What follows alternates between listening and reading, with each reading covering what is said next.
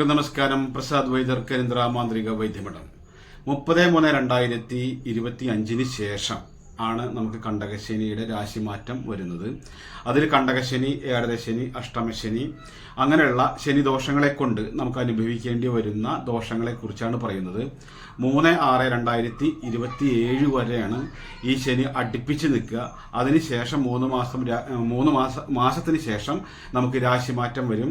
ഇത് ശരിക്ക് പിന്നെ അത് വീണ്ടും വക്രഗതി എന്നാണ് അതിന് പറയാം. അത് വീണ്ടും തിരിച്ചു വരും. പിന്നീട് അത് 2027 10 മാസം 20/10/2027 വരെ നമുക്കത് കണ്ടകശനി രൂപത്തിൽ തന്നെ ഉള്ള രാശിക്കാരുടെ കാര്യമാണ് പറയുന്നത്. മകീരം നക്ഷത്രക്കാരുടെ കാര്യമാണ് പറയുന്നത്. മിഥുനക്കൂറുകാര് പ്രത്യേകമായിട്ട് ശ്രദ്ധിക്കേണ്ട ഈ വിഷയം നിങ്ങൾ വളരെയധികം ഇമ്പോർട്ടൻ്റ് ആയിട്ട് കേട്ടിരിക്കേണ്ടതാണ്. അത് നിങ്ങൾ പ്രത്യേകമായിട്ട് പറയാൻ തന്നെ കാരണം എന്താണെന്ന് വെച്ചാൽ, ഈ ശനിദോഷത്തിൻ്റെതായ കാര്യങ്ങൾ അറിഞ്ഞിരുന്നാൽ തന്നെ നമ്മുടെ പ്രശ്നങ്ങൾ പരിപൂർണമായിട്ട് മാറും എന്നുള്ളതാണ്.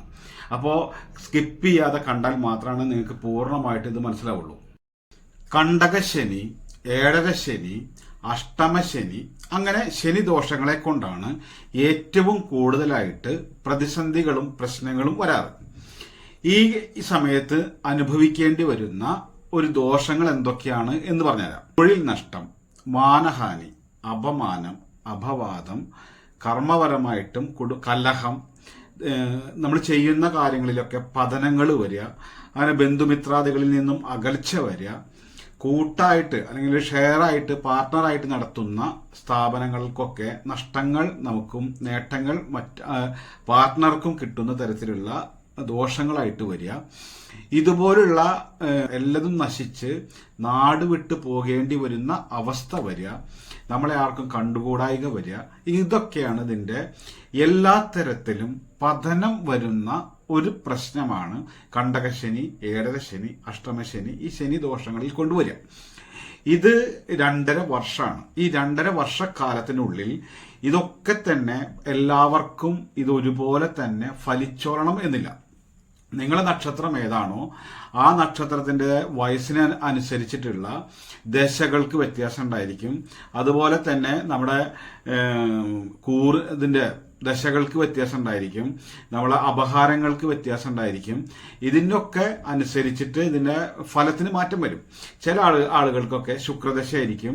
നല്ല അപഹാരങ്ങളായിരിക്കുന്ന സമയത്ത് നമുക്ക് ഇതിന്റെ കാഠിന്യം കുറയും. ശനിദശയുടെ സമയം ശനിയുടെ അപഹാരം നടക്കുക, അതിൽ കൂടെ കണ്ടകശനി, ഏഴരശനിയും കൂടിയൊക്കെ ഒരുമിച്ച് വരുമ്പോഴാണ് ഒരു മരണതുല്യമായിട്ടുള്ള ആപത്ത് നമ്മളിലേക്ക് വരിക. മരണതുല്യം എന്ന് പറഞ്ഞാൽ മരിക്കുക എന്നല്ല, ആപത്തിന്റെ കാഠിന്യം നമുക്ക് കൂടുതലായിരിക്കും എന്നുള്ളത്. ഇതുപോലെ തന്നെയാണ് ഓരോ കാര്യങ്ങളും. ഇപ്പൊ ഒരു കണ്ടകശനി വന്നു എന്ന് കരുതിയിട്ട് എല്ലാ വ്യക്തികൾക്കും അത് ഒരുപോലെ തന്നെ അത് ഫലിക്കില്ല എന്ന് പറഞ്ഞാൽ ഇതൊക്കെയാണ്. പക്ഷെ ഈ 2.5 വർഷക്കാലത്തിന്റെ ഉള്ളിൽ തന്നെ നമുക്ക് ഒരുപാട് പ്രശ്നങ്ങൾ വരാനുള്ള സാധ്യത ഉള്ള ഒരു കാലഘട്ടമായതുകൊണ്ട് തന്നെ നമ്മൾ അത് വളരെയധികം ശ്രദ്ധിച്ച് കൈകാര്യം ചെയ്യുക എന്നുള്ളതാണ്. ഈ വളരെയധികം ശ്രദ്ധിച്ച് കൈകാര്യം ചെയ്യാന്ന് വെച്ചാൽ നമുക്കൊരു ആപത്ത് കാലമാണ്. അപ്പൊ സമ്പത്ത് ഇറക്കി കഴിഞ്ഞിട്ട് ബിസിനസ് ചെയ്ത് കഴിഞ്ഞാൽ നമുക്കൊരു പതനം ഉണ്ടാവും. അതുപോലെ തന്നെ നമ്മളൊരു ഓഫീസിലായിട്ട് ജോലി ചെയ്യുന്ന ഒരു സ്ഥലമാണ്, സമയമാണ്. അവിടെ നമ്മൾ മറ്റുള്ള പുതിയൊരു ജോലിക്ക് വേണ്ടി പരിശ്രമിക്കുമ്പോൾ എന്താണ് പ്രശ്നം ഉണ്ടാവുക വെച്ചാൽ ഉള്ളത് പോവുകയും ചെയ്യും, പുതിയത് കിട്ടും ചെയ്യില്ല. അപ്പൊ ഉള്ളത് നഷ്ടപ്പെടാൻ സാധ്യതയുള്ള ഒരു കാലഘട്ടം വരുമ്പോൾ നമുക്കത് നല്ല രീതിയിൽ കെയർ ചെയ്തിട്ട് നമുക്കത് നിലനിർത്താൻ വേണ്ടി പരിശ്രമിക്കുക എന്നുള്ളത് വളരെ ഒരു ഇമ്പോർട്ടന്റ് ആയിട്ട് ഒരു കാര്യമാണ്. ഇതിനൊക്കെ ദോഷം ഉള്ള ഒരു സമയമാണ്, അല്ലെങ്കിൽ ദോഷമുണ്ട് എന്ന് നമ്മൾ മുൻകൂട്ടി മനസ്സിലാക്കുന്നത് തന്നെ, അറിഞ്ഞിരിക്കുന്നത് തന്നെ ഇത് വരാതിരിക്കാനുള്ള മുൻകരുതലുകൾ നമുക്ക് ഉണ്ടാക്കിയെടുക്കാൻ വേണ്ടിയിട്ടാണ്. ഇപ്പോ ഒരു അഷ്ടമശനി, കണ്ടകശനി നേരത്തോ ഏഴരശനി സമയത്തോ ഒക്കെ നമ്മൾക്കൊരു പതനമോ അല്ലെങ്കിൽ ഒരു ജയിൽവാസം ഉണ്ടാവാനുള്ള സാധ്യതയുള്ള, കാരാഗ്രഹവാസം എന്ന് പറയുന്ന ഒരു പ്രശ്നം നമ്മളിലേക്ക് വരാനുള്ള ഒരു സാധ്യത ഉള്ളൊരു കാലഘട്ടമാണ് എന്ന് കരുതിയാൽ നമുക്കത് അതിനുള്ള സിറ്റുവേഷൻ നമ്മളിൽ ഒഴിഞ്ഞു നിൽക്കാൻ നമുക്ക് സാധിക്കും. അതുപോലെ സാമ്പത്തിക നഷ്ടമാണ് നമുക്ക് വരുന്നത് എന്ന് നമുക്ക് മനസ്സിലാക്കി കഴിഞ്ഞാൽ ഈ സാമ്പത്തിക പ്രതിസന്ധി വരുന്ന കാര്യങ്ങളിലേക്ക് നമുക്ക് ഇറങ്ങാതെ അത് വളരെയധികം ശ്രദ്ധിച്ച് നമുക്ക് ചെയ്യാൻ പറ്റും. ഇതിന്റെ പ്രത്യേകത എന്ന് വെച്ചാൽ നമുക്ക് നല്ല സമയത്ത് നമ്മൾ ചെയ്യുന്നതും ചിന്തിക്കുന്നതും പ്രവർത്തിക്കുന്നതൊക്കെ നമുക്ക് അനുകൂലമായി വരുന്ന ഒരുപാട് കാര്യങ്ങളുണ്ട്. നമ്മൾ എന്ത് ചെയ്താലും അതൊരു തൊട്ടതൊക്കെ പൊന്നാവുക എന്ന് പറയുന്ന ഒരു രീതിയുണ്ട്. ആ രീതിയിൽ നിന്ന് വിട്ട് നമ്മളൊക്കെ ചെയ്യുന്നതൊക്കെ അതേ ബുദ്ധിയും അതേ കഴിവും വെച്ചിട്ട് തന്നെയായിരിക്കും നമ്മൾ കഷ്ടകാല സമയത്ത് നമ്മൾ ഓരോന്നും ചെയ്യുക. ഈ ചെയ്യുന്ന സമയത്ത് ഉണ്ടാവുക എന്താണ്, നമുക്ക് പതനങ്ങളും പരാജയങ്ങളും ഒക്കെ ആയിരിക്കും വരിക. ഇപ്പൊ ചില ആളുകൾ കണ്ടിട്ടില്ലേ, തനിച്ച് പണിയെടുത്ത് സമ്പാദിച്ച് വലിയ നിലയിലെത്തിയിട്ട് അതൊരു നല്ലൊരു പൊസിഷനിൽ ആയ വ്യക്തികൾ തന്നെ പിൻകാലത്ത് എല്ലാം നശിച്ച് വീടും സ്ഥലവും ഇല്ലാതെ വാടക വീട്ടിൽ വാടക കൊടുക്കാൻ പോലും പാകമില്ലാതെ നിൽക്കുന്ന ഒരവസ്ഥ വന്ന ലക്ഷക്കണക്കിന് അല്ലെങ്കിൽ ആയിരക്കണക്കിന് ആളുകളെ എന്നെ വിളിച്ചിട്ടുണ്ട്. അപ്പോൾ അതൊക്കെ നമുക്ക് നേട്ടങ്ങൾ വരുന്നതൊക്കെ നല്ല സമയത്തും പരാജയം വരുന്നതൊക്കെ നമുക്ക് ദോഷ സമയത്തുമാണ്. ഈ പരാജയ സമയത്തെ നമ്മൾ മനസ്സിലാക്കലാണ് നമുക്ക് വളരെ ഇമ്പോർട്ടന്റ്. കാരണം നല്ല സമയം നോക്കി നടക്കണം എല്ലാവരും, പക്ഷെ ദോഷ സമയം എന്താണ് എന്ന് അറിഞ്ഞിരുന്നാൽ ഈ നല്ല സമയം നമ്മൾ ഉണ്ടാക്കിയത് നമുക്ക് നഷ്ടപ്പെടുത്താപ്പെടാതിരിക്കാൻ പറ്റുകയും ചെയ്യും. നമുക്ക് സമ്പത്ത് ശ്രദ്ധിച്ച് നമുക്കത് ഉണ്ടാക്കാനും പറ്റും. അത് ചില സമയദോഷത്തിനെ കുറിച്ച് നമ്മൾ തിരിച്ചറിയുമ്പോൾ നഷ്ടങ്ങളിൽ നിന്നും ഒഴിഞ്ഞ് അത് നേട്ടത്തിലേക്ക് ആക്കിയെടുക്കാൻ നമുക്ക് കഴിയും.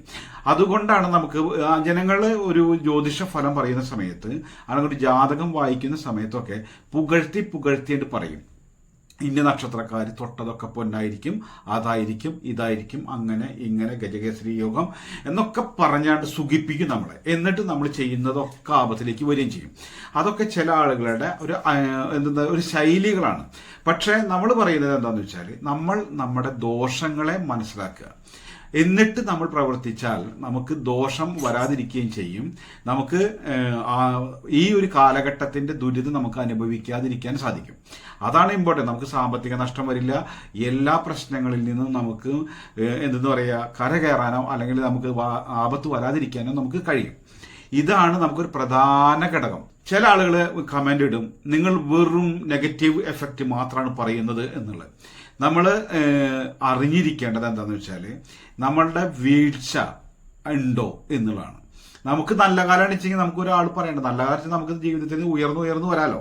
അതൊരാൾ ഈ നല്ല കാലം എന്ന് പറഞ്ഞു തരണ്ട. കാരണം നല്ല കാലത്താണ് നമ്മൾ ഓരോന്ന് ചെയ്യുന്നതൊക്കെ നമ്മൾ രക്ഷപ്പെട്ടു വരുള്ളൂ. പക്ഷേ കഷ്ടകാല നേരത്ത് നമ്മൾ തിരിച്ചറിഞ്ഞേ പറ്റുള്ളൂ. കാരണം എന്താ വെച്ചാൽ ആപത്ത് വന്നതിന് ശേഷം അയ്യോ നോക്കായിരുന്നു കിട്ടാന്ന് പറഞ്ഞിട്ട് കാര്യമില്ല. ഈ ഒരു ആപത്ത് വരുന്നതിനേക്കാൾ മുൻപ് നമ്മളത് മനസ്സിലാക്കിയിരുന്നു എങ്കിൽ നമുക്കത് ശ്രദ്ധിച്ച് കാര്യങ്ങൾ കൈകാര്യം ചെയ്യുമ്പോൾ ആ നഷ്ടങ്ങളിൽ നിന്ന് അല്ലെങ്കിൽ ആ പരാജയത്തിൽ നിന്ന്, ആ പതനത്തിൽ നിന്ന് നമുക്ക് കരകയറാനുള്ള വഴികൾ നമുക്ക് തന്നെ ഉണ്ടാക്കിയെടുക്കാൻ പറ്റും. ചില ആളുകളൊക്കെ പറയും ഇതൊക്കെ വെറും തരികിടയാണ്. ഇതൊക്കെ തന്നെയാണ് നമ്മളെ ഈ നല്ല സമയത്ത് പറയുക. ഈ നല്ല സമയത്ത് പറയുന്നത് നിരീശ്വരവാദികൾ പറയുന്നത്, അതുപോലെ തന്നെ ചില രാഷ്ട്രീയക്കാർ ഇതുപോലെ തന്നെ അതൊക്കെ അന്ധവിശ്വാസം എന്ന് പറയുന്നവര്, ചില മതങ്ങളിൽപ്പെട്ടവര്, കാരണം വെച്ചാൽ ക്രിസ്ത്യൻസിലായിക്കോട്ടെ, മുസ്ലിംസിലായിക്കോട്ടെ, ഹിന്ദുക്കളിലായിക്കോട്ടെ, ഒരു നിരീശ്വരവാദിയായിട്ടുള്ള ആളുകളൊക്കെ ഉണ്ട്. ഇവരൊക്കെ എല്ലാ തരത്തിലും പൊതുജനങ്ങളുടെ മുന്നിൽ ഒരു തരത്തിൽ ഇതൊക്കെ പൊതുജനങ്ങളുടെ മുന്നിലൊക്കെ ഈ അന്ധവിശ്വാസമാണ് എന്ന് പറഞ്ഞിട്ട് ഇതൊക്കെ തട്ടിപ്പാണ്, തരികടയാണ് എന്നൊക്കെ പറഞ്ഞിട്ട് നടക്കുന്ന വ്യക്തികൾ അവരുടെ വീട്ടിൽ പ്രശ്നം വരുന്ന സമയത്ത് ഇവര് ഉസ്താദിന്റെ അടുത്തേക്ക്, പണിക്കരുടെ അടുത്തേക്ക്, മന്ത്രവാദിയുടെ അടുത്തേക്ക്, ഇവരെല്ലായിടത്തേക്കും പോകും. കാരണം അവനവന്റെ പ്രശ്നം അവനത് വലുത് തന്നെയാണ്.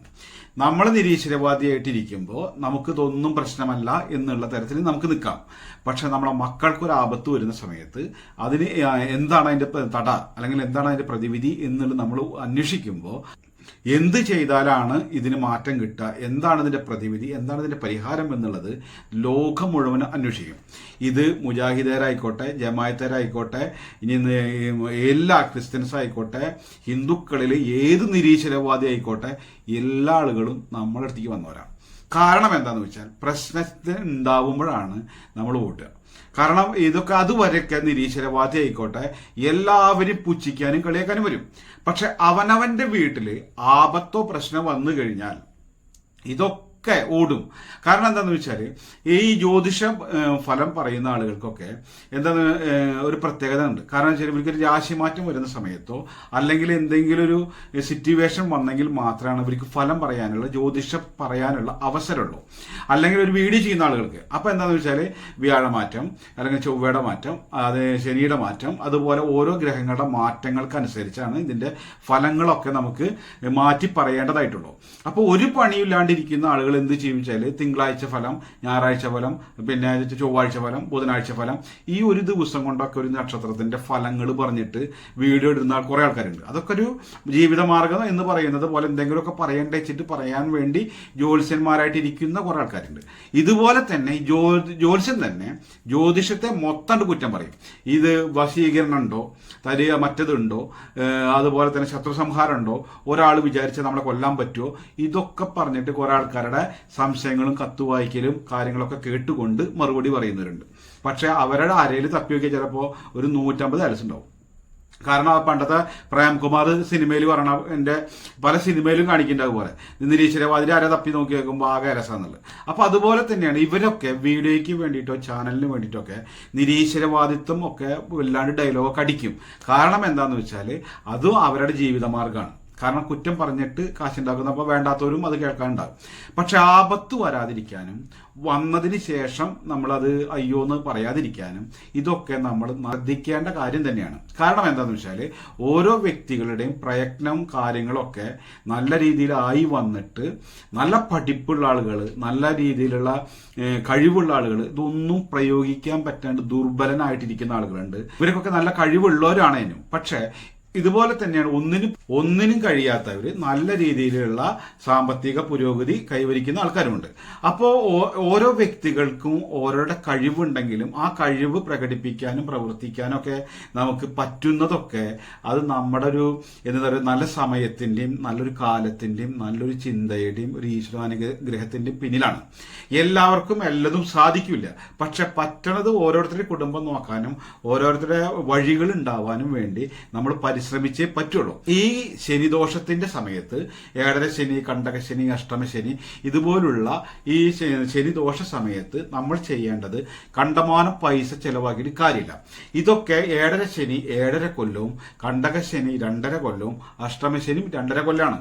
ഈ 2.5 കൊല്ലത്തിന്റെ ഉള്ളിൽ നമുക്ക് കർമ്മപരമായിട്ടോ കുടുംബപരമായിട്ടോ സാമ്പത്തികപരമായിട്ടോ എല്ലാ തരത്തിലും പതനങ്ങളോ മാനസിക സംഘർഷം, നമുക്ക് എപ്പോഴും അസുഖങ്ങൾ, ഇതൊക്കെ വന്നിട്ട് കലഹങ്ങൾ ആർക്കും വേണ്ടാതെ വരിക, നമ്മൾ എന്ത് വിചാരിച്ചാലും നടക്കാതെ വരിക, ഇതൊക്കെ സിമ്പിളായി നടന്നിരുന്ന ഒരു കാര്യങ്ങളൊക്കെ ബ്ലോക്കായി നിൽക്കുമ്പോൾ നമ്മൾ ജ്യോത്സ്യന്റെ അടുത്തേക്ക് പോകും, അല്ലെങ്കിൽ ഒരു മാന്ത്രികന്റെ അടുത്തേക്ക് പോകും. ഈ മാന്ത്രികൻ ഇതുകൊണ്ട് കാശുണ്ടാക്കും. കാരണം എന്താണെന്ന് വെച്ചാൽ ഇതൊരു ഏഴരശനിയുടെയോ കണ്ടകശനിയുടെയോ ഒക്കെ സമയത്തിന്റെ ദോഷമാണെന്ന് അയാൾക്ക് അറിയുകയും ചെയ്യാം. അപ്പൊ അയാൾ പറയും ഇത് ആരെങ്കിലും ചെയ്തതാണ്, മറ്റൊരു കൂടോത്രം ചെയ്തിട്ടാണ് എന്നൊക്കെ പറഞ്ഞിട്ട് നമ്മളെ അതൊരു വലിയൊരു മാനസികമായിട്ട് നമ്മളെ പേടിപ്പിച്ചിട്ട് നമ്മൾ എന്തുകൊണ്ടാക്കും, അയാൾ അതൊരു പൂജയിലേക്കോ ഹോമത്തിലേക്കോ മാറ്റിയെടുക്കും. അതാണ് ഇതിന്റെ പിന്നിലുള്ള ഒരു തരികിട എന്ന് പറയുന്നത്. നമ്മളെ കാലക്കേടിനും ഇവര് ഹോമം ചെയ്ത് മാറ്റാമെന്ന് പറഞ്ഞ് നമ്മുടെ ആ മാനസിക ബുദ്ധിമുട്ടിനെ ചൂഷണം ചെയ്ത് പൈസ ഉണ്ടാക്കാനാണ് എല്ലാ ആളുകളും ഇരിക്കുന്നത്. ഇതിന്റെ പിന്നിൽ നിങ്ങൾ തന്നെ ആലോചിച്ചാൽ മതി. ഒരു ജ്യോത്സ്യൻ ഒരു ജ്യോതിഷം പഠിച്ച് 1 വർഷമായിട്ട് അത് അയാൾ സ്വന്തമായിട്ട് ജ്യോതിഷം നോക്കാനായിട്ട് ഇരിക്കുമ്പോഴേക്കും 1 കൊല്ലം ജ്യോതിഷം നോക്കാൻ തുടങ്ങിയിട്ട് 1 വർഷമാകുമ്പോഴേക്കും ആ വ്യക്തി പണിയുന്നത് 1 കോടി രൂപയുടെ വീടുകളാണ്. 1 കോടി രൂപയുടെ വീടുകൾ അതെന്ന് വെച്ചാൽ അതിനേക്കാൾ വലിയ രീതിയിലുള്ള സെറ്റപ്പാണ്. കാരണം എന്താണ്, ഈ ജനങ്ങളെ പിപ്പിടി കാട്ടിയിട്ടും പേടി കാട്ടിയിട്ടും അവരത് മുതലെടുത്ത് അവരത് ഹോമത്തിന്റെയും കാര്യങ്ങളും പറഞ്ഞിട്ട് നമുക്ക് 30,000 40,000 ലക്ഷങ്ങൾ വരെ വാങ്ങിക്കുന്നത് കൊണ്ട് തന്നെയാണ് ഇവർക്ക് ഇതുപോലെ വീടുകൾ പണിയാൻ പറ്റുന്നത്. അപ്പോൾ അതാണ് ഞാൻ മുൻകൂട്ടി പറയുന്നത്. നിങ്ങൾ ഈ ഒരു കാലഘട്ടമാണ് നിങ്ങളുടെ പ്രശ്നം ഇതാണെങ്കിൽ നിങ്ങൾ ജ്യോതിഷത്തിന്റെ അടുത്ത് പോയിട്ടോ മാന്ത്രികന്റെ അടുത്ത് പോയിട്ടോ ഈ കാലക്കേടിനെ മാറ്റാൻ പറ്റുന്ന ഒരു പൂജയില്ല. അത് നിങ്ങൾ തിരിച്ചറിയുക. ഒരു ഹോമമല്ല. ഇത് നമുക്ക് ചെയ്യുന്നത് എന്താണെന്ന് വെച്ചാൽ ഈ ശനിയിൽ നിന്നോ മറ്റ് ആ ദോഷ സമയത്ത് നമുക്ക് പൈശാചികപരമായ ഒരു നെഗറ്റീവ് എഫക്റ്റ് നമ്മളിലേക്ക് ഉണ്ടാവും.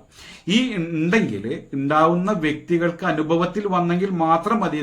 ഇത് ഈ നക്ഷത്രക്കാര് ഒരുപാട് പേരുണ്ടായിരിക്കും. ഈ കണ്ടകശനിക്കാർ ഒരുപാടുണ്ടായിരിക്കും, ഏഴരശനിക്കാർ ഒരുപാട് പേരുണ്ടായിരിക്കും. പക്ഷെ ഇവർക്കൊക്കെ തന്നെ ഇത് ഫലിച്ചോളണം എന്നില്ല. അതുകൊണ്ട് തന്നെയാണ് എടുത്തു പറയുന്നത്, നിങ്ങൾക്ക് അനുഭവത്തിൽ വരികയാണെങ്കിൽ മാത്രം നിങ്ങൾ എന്താണ് ചെയ്യേണ്ടത്? എള്ളുതിരി കത്തിക്കുക. എള്ളുതിരി കത്തിച്ചിട്ട് ഉഴിഞ്ഞിട്ട് വെക്കുക.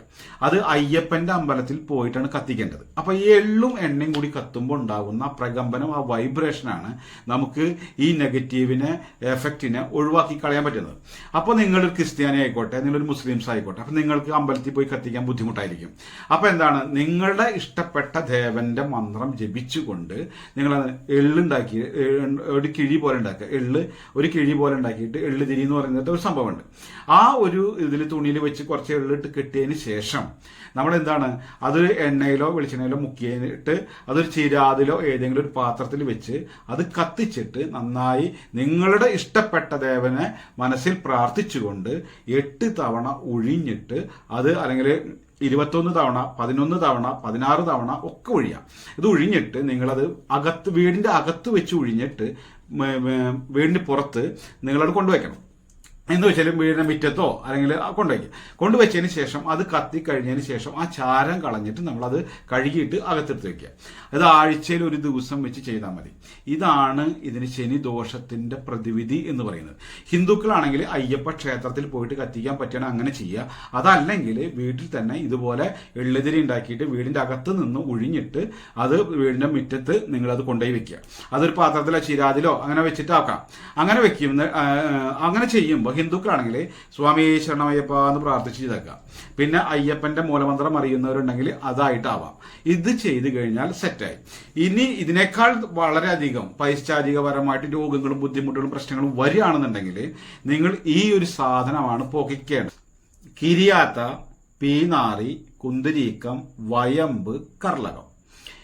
ഇത്രയും 5 കൂട്ടം സാധനമാണ് നമ്മൾ വാങ്ങിയിട്ട് ഒന്ന് ചതച്ചിട്ടോ വെട്ടിയിട്ടോ വെച്ചിട്ട് അതിൽ നിന്ന് നമ്മൾ എന്ത് വേണം, സ്വല്പം എടുത്തിട്ട് ഒരു ചകിരി വെച്ചിട്ട് അതിലേക്ക് കണലുണ്ടാക്കിയിട്ട് അതിൽ വെക്കുക. ആ പുക നമ്മൾ വീടും പരിസരം വൈകിട്ട് 6:30 നേരത്ത് ചെയ്യണം. സൂര്യൻ അസ്തമിക്കുന്ന സമയത്തിനേക്കാൾ മുമ്പ് വേണം ചെയ്യാൻ. ഇത് വീടും പരിസരം പുകച്ചാൽ പൂർണ്ണമായിട്ടും പൈശാചികത പോവും. ഈ പുക എന്ന് പറയുന്നത് നമ്മൾ നെഗറ്റീവ് എഫക്റ്റിനെ കംപ്ലീറ്റ് കളയുന്നതാണ്. ഇപ്പോൾ വയമ്പ് നിങ്ങൾക്കറിയാം, പീനാറി അറിയാം. പീനാറി എന്ന് പറഞ്ഞാൽ കുട്ടികൾക്കൊക്കെ അരച്ച് തൊടിയിക്കല്ലോ. വയമ്പും പീനാറി അറിയാം, കിരിയാത്ത അറിയാം, ദരീക്കം. ഇതൊക്കെ കൂടിയാണ് 5 കൂട്ടം സാധനങ്ങളാണ്. ഈ ഇതെന്ന് വെച്ചാൽ പഞ്ചഭൂതങ്ങളിൽ നിന്നും വരുന്ന പൈശാചികതയെ പുകച്ച് പുറത്ത് കളയാൻ പറ്റും. രോഗാണുക്കളുടെ ദോഷം, ചില അണുബാധ ഉണ്ടെങ്കിൽ അത് പോവും. പൈശാചിക നെഗറ്റീവ് എഫക്റ്റ് കംപ്ലീറ്റ് പോവും. ഈ ഒരു കാര്യം നമ്മൾ കൂടി ചെയ്തു കഴിഞ്ഞാൽ നമുക്ക് ഈ സമയദോഷത്തിന്റെ ഏഴരശനി, കണ്ടകശനി, അഷ്ടമശനിയിൽ നിന്നും വരുന്ന ശനിദോഷ പീഡകൾ കംപ്ലീറ്റ് പോവും. ഇത് ശനി ദശ ആയിക്കോട്ടെ, ശനിയുടെ അപഹാരം ആയിക്കോട്ടെ, ഈ പ്രകൃതിയിൽ നിന്നുമാണ് നമുക്ക് ഇതൊക്കെ എഫക്റ്റ് ചെയ്യുക. ഈ എഫക്റ്റ് ചെയ്യുന്നതിനെ അതിന് ഒഴിവാക്കാൻ തന്നെ ഇതുപോലെ പ്രതിവിധിയുണ്ട്. ഈ ഒരു പേരും പറഞ്ഞിട്ടാണ് നമ്മളെ ഇവരൊക്കെ പൈസ ഉണ്ടാക്കണം. ഈ പൂജാരിമാരും മാന്ത്രികരും ഒക്കെ നമ്മളെ ചൂഷണം ചെയ്യുന്നത് ഈ ഒരു പേരിലാണ്. കാരണം എന്ന് വെച്ചാൽ ബാധ ഉണ്ട്, പ്രശ്നങ്ങളാണ്. ഈ പ്രശ്നം വരുന്നത് ഈ ഒരു കാലഘട്ടം, നമുക്ക് സമയദോഷം വരുമ്പോൾ നമുക്ക് എല്ലാ കാര്യങ്ങൾക്കും പ്രതിസന്ധികൾ ഉണ്ടായിരിക്കും. ആ പ്രതിസന്ധിയെ ആണ് മുതലെടുത്തുകൊണ്ടാണ് ഈ കാര്യങ്ങളൊക്കെ ചെയ്യുന്നത്. അപ്പോൾ നിങ്ങൾക്ക് ഈ പ്രശ്നങ്ങളൊക്കെ അനുഭവത്തിൽ വരികയാണെങ്കിൽ ഈ പ്രതിവിധികളൊക്കെ ചെയ്തു കഴിഞ്ഞാൽ പൂർണ്ണമായിട്ടും പിന്നെ നല്ലതുപോലെ ഭഗവാനൊക്കെ ഈശ്വരനെയൊക്കെ പ്രാർത്ഥിക്കുക. കാലക്കേടിൽ നിന്നും കരകയറാനും മറികടക്കാനൊക്കെ ഏത് മതമായിക്കോട്ടെ ദൈവിക പ്രാർത്ഥന തന്നെയാണ് ഇതിന്റെ ഏറ്റവും നല്ല പ്രതിവിധി. അപ്പോൾ ഏത് മതക്കാരാണെങ്കിലും അവരവരുടെ മതവിശ്വാസത്തിനനുസരിച്ചിട്ടുള്ള പ്രാർത്ഥനകളും കാര്യങ്ങളൊക്കെ ചെയ്യുക, അനുഷ്ഠാനങ്ങളൊക്കെ പാലിക്കുക. ഇപ്പോൾ മുസ്ലിംസ് ആണെങ്കിൽ നിസ്കാരം കാര്യങ്ങളൊക്കെ ഉണ്ടാവുക, ക്രിസ്ത്യൻസ് ആണെച്ചെങ്കിൽ ഇതുപോലെ തന്നെ പള്ളിയിലും കാര്യങ്ങളൊക്കെ പോവുക, കൊന്തെത്തിക്കുക, പ്രാർത്ഥിക്കുക. ഹിന്ദുക്കളാണെങ്കിൽ അവരവരുടേതായിട്ടുള്ള ഉപാസനയോ അല്ലെങ്കിൽ മന്ത്രജപങ്ങളോ നാമജപങ്ങളോ ക്ഷേത്ര ദർശനങ്ങളോ ചെയ്യുക. ഇതിലൂടെ തന്നെ നമ്മുടെ കുടുംബം സന്തോഷവും സമാധാനവും ഐശ്വര്യവും എല്ലാം ആവും എന്നുള്ളതിൽ യാതൊരു സംശയമില്ല. വൈദ്യം, ജ്യോതിഷം, മാന്ത്രികം എന്നുള്ള വീഡിയോകളാണ് നമ്മൾ അപ്ലോഡ് ചെയ്യാറ്. ആദ്യമായിട്ടാണ് നമ്മുടെ ചാനൽ കാണുന്നത് എന്നുണ്ടെങ്കിൽ ചാനൽ സബ്സ്ക്രൈബ് ചെയ്യുക. ആ ബെല്ലൈക്കൺ അമർത്തി കഴിഞ്ഞാൽ വിരൽ തുമ്പിലുണ്ടായിരിക്കും വൈദ്യർ.